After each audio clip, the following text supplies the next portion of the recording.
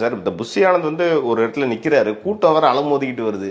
அவங்க எல்லாரும் உள்ள போகணும்னு சொல்ற போது ஒரு லேடி எஸ்பி அவங்க என்ன சொல்றாங்கன்னா, நீங்க ஏன் எல்லாரும் சொல்றீங்க 40 பேர் ஏற்கனவே கொன்னது பத்தாதான்ற மாதிரி அந்த கேள்வி. அப்படி எல்லாம் சொல்லாங்க. 40 பேர்லாம் கொன்னது பத்தாதான் ஏத்தி விடுறது. There are how many people were dead அப்படின்றாங்க. How many people were dead அப்படின்றாங்க. ரெண்டாவது, அதை இப்ப செய்தியாக்குன்னு என்ன தேவை இருக்கு? அங்க நிறைய நடந்ததுங்க. பன்னிக்குட்டி ஓடிச்சுன்றான், எரும மாடு போச்சுன்றான், அசம்பாவிதம் இல்லாம இவ்வளவு பேர் வந்துட்டு போயிருக்காங்கன்றது செய்தியாகல.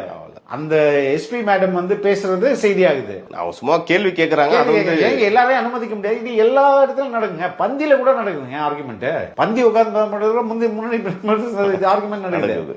அது எல்லாத்துலயும் இதை எதுக்கு இப்ப ஹைலைட் பண்ணும்? ஓகே, எல்லாமே ஒரு நெகட்டிவா தான் இங்க நடந்தாலே நெகட்டிவா தான் போகுது. அப்படிதான் இப்போ அந்த மீடியா வந்து திட்டமிட்டு செயல்படுதுன்னு நான் தொடக்கத்துல இருந்து சொல்லிட்டு இருக்கேன். இப்ப இது கரெக்டா அது அப்படிதான் போற மாதிரி இல்லைங்க. இப்ப இதை வந்து எல்லா மீடியாவும் எதுக்கு இப்ப ஹைலைட் பண்ணும்? அதுல ஏதாவது ஆயிடுச்சா? கோர் இஷ்யூ நடக்கிறது வேற, ஆனா இதை மட்டும் பிரதானமா காட்டுறது. நீங்க சொல்றபடி பார்த்தா சார், இப்ப ரீசெண்டா தர்மபுரியில ஒரு மது கடைக்கு எதிராக போராட்டம் பண்ணாங்க. அந்த ஒருத்தர் வந்து எதற்காக போராட்டம் நடத்தப்பட்டது? அதை பத்தி யாரும் பேசலையே. மக்கள் வாழ்ற இடத்துல இப்ப பள்ளிக்கூடத்துக்கு பக்கத்துல எதுக்கு மதுபான கடை இருக்கு, அகற்றுன்னு போராட்டம் நடத்துறாங்க. போலீஸுக்கும் அவன் மக்களுக்கும் தள்ளுமுண்டு வருது. போலீஸ் கையில தடியடி இருக்குது. இந்த பையன் நிராதை பண்ணி தனக்கு உண்டை தனக்கிட்ட என்ன வெப்பன் இருக்கோ அதை வச்சுதானே வந்து எதிர்கொள்வான். அதான் இப்ப என்ன நோக்கத்துக்காக போராட்டம் அதெல்லாம் போட்டாங்க. இந்த பையன் கடிச்சிட்டான் ஜாம்பின்னு பாரு.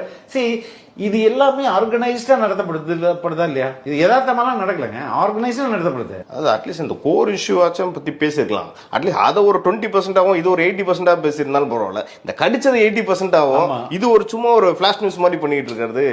அது மக்கள் எப்படி சார் பார்ப்பாங்க இந்த மாதிரி?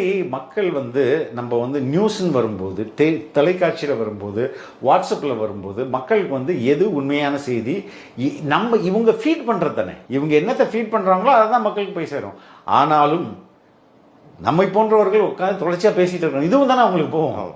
அப்போ தேவையில்லை ஓகே இப்படியா அப்படின்றத அவங்களுக்கு தெரிஞ்சுப்பாங்க.